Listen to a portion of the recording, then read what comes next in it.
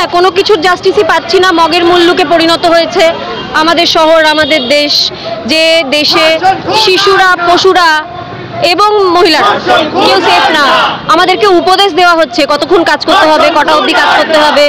আমরা উপদেশ তো চাইনি, আমরা সেফটি চেয়েছি। সেফটি দিন, উপদেশ চাইনি, উপদেশ দেবেন না। আর যদি মনেই হয় যে রাত্রিবেলা মহিলাদের কাজ করা বন্ধ করতে হবে, তাহলে উল্টোটা করুন, মহিলারা রাত্রিবেলা কাজ করবে, পুরুষদের বন্ধ করে দিন 10টার পর থেকে রাস্তায়। এটা যদি করতে পারেন করুন, এটা আমি চাইছি না হোক। আমি চাইছি আমাদেরকে সেফটি দেওয়া হোক। একজন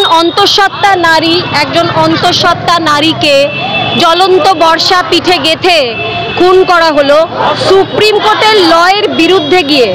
হুলাপাটি দিয়ে এই কাজ করানো সুপ্রিম কোর্টের লয়ের এগেনস্টে, সেটা বনমন্ত্রীই করালো।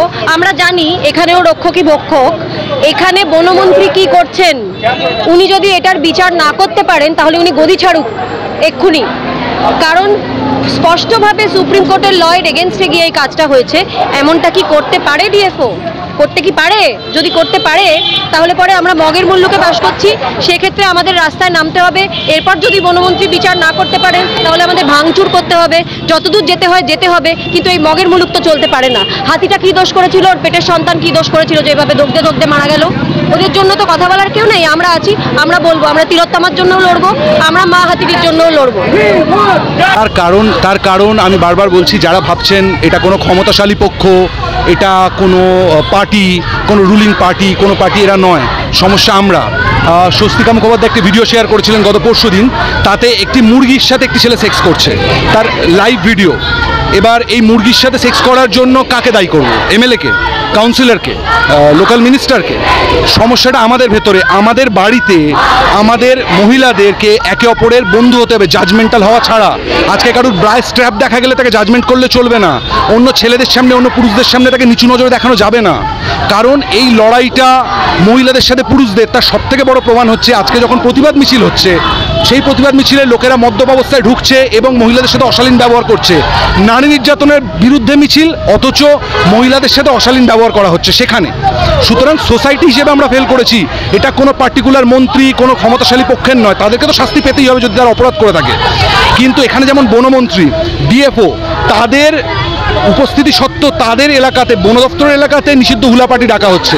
এটা সব থেকে ভয়ঙ্কর। তাদের শাস্তি প্রয়োজন, কিন্তু তারা কারা? তারা তো আমাদের বাড়ির লোকজন, তারা আমাদেরই আত্মীয় কেউ। আজ তারা সরবে, আমাদের কারোর বাড়ির লোক ওখানে পজিশনে যাবে। সমস্যাটা আমাদের সোসাইটির। অ্যাজ আ সোসাইটি আমরা ফেল করেছি। ইটস নট দ্যাট কে কোনো পার্টিকুলার পার্সন ফেল করেছে। আমরা সোসাইটি, আমাদের প্রত্যেকটা ঘরে আমাদের শিক্ষা ব্যবস্থা পাল্টানো দরকার, আমাদের সমাজ ব্যবস্থা পাল্টানো দরকার, আমাদের ভাবনা চিন্তা পাল্টানো দরকার সবার আগে, নাহলে কিছু পাল্টাবে না। আজকে এক মন্ত্রী আছে, অন্য মন্ত্রী আসবে, ঘটনা একটাই ঘটবে, ঘটনা পরিবর্তন হবে না। সমস্যাটা এখানে প্রচণ্ড। কিন্তু দেখো, এই প্রতিবাদ যেটা শুরু হয়েছে এটা থামবে না। প্রত্যেক দিন, প্রত্যেক ঘন্টায় কেউ না কেউ কোনো না কোনোভাবে, কোনো না কোনো রাস্তা থেকে মিছিল বার করছে, মানুষ হাঁটছে, মানুষ শান্তিপূর্ণভাবে হাঁটছে। এবং আমার মনে হয় প্রশাসন, আমাদের আইনি ব্যবস্থা, আমাদের স্বাস্থ্য ব্যবস্থা, আমাদের বন দপ্তর, সবাইকে এবার উঠে পড়ে নড়ে চড়ে বসতে হবে। কারণ এই মিছিল থেমে থাকবে না, এবং এই মিছিল ততদিন না থামবে যতদিন না সবাই, সবকটা প্রাণ, আজকে সে হাতি হোক, আজকে আমাদের আরজি করার তিলোত্তমা হোক, আজকে প্রত্যেক দিন যে মেয়েটা বাসে, ট্রামে, মেট্রোতে, পাবলিক ট্রান্সপোর্টে, ওয়ার্ক প্লেসে ধর্ষিতা হচ্ছে, তারা সবাই যতক্ষণ না একটা সেফ পরিবেশ পাবে ততক্ষণ এই মিছিল চলবে। আমরা ততক্ষণ গলা ফাটাবো, ফেসবুকে লিখবো, যতদিন না আমরা শেষ হয়ে যাচ্ছি বা এই প্রশাসন না পাল্টে যাচ্ছে।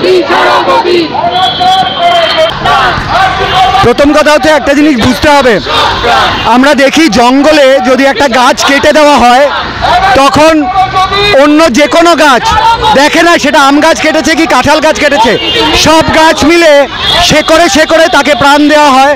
এবং দেখা যায় যে যেখান থেকে কাটা হয়েছে সেখান থেকে আবার পাতা শুরু হয়েছে। মানুষের মধ্যে সেই মনুষ্যত্ব বোধটাও হারিয়ে গেছে। শুধু মানুষ নয়, মানুষ ভুলে যাচ্ছে যে যে কোনো প্রাণ এই পৃথিবীতে থাকার তার সমান অধিকার আছে মানুষের মতন। এবং প্রত্যেকটা প্রাণ, সে একটা গাছ হোক, সে একটা হাতি হোক, সবার অধিকার আছে। সেটা আমরা ভুলে গেলে চলবে না।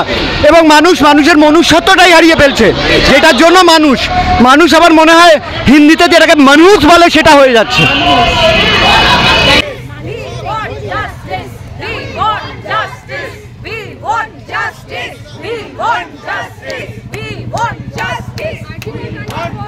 আমার ফ্রাস্ট্রেটিং লাগছে, আমার শরীর খারাপ লাগছে, আমার অনেক কিছু হচ্ছে, আমার আনসেফ লাগছে, কারণ অলমোস্ট 2 সপ্তাহ হয়ে গেল আমরা অনেকেই পথে নামছি, রোজ নামছি প্রায়।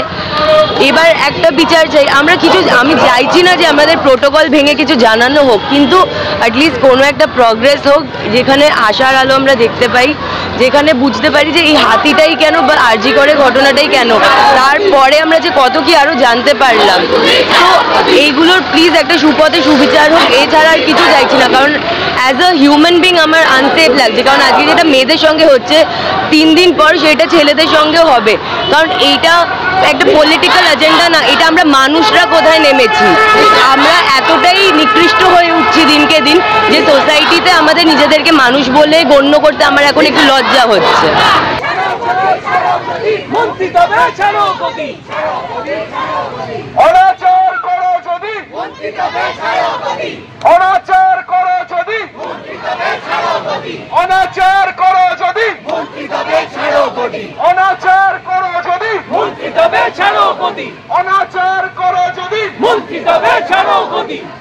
খুন করে কেউ পার পাবে না, শাসক তুমি ছাড় পাবে না।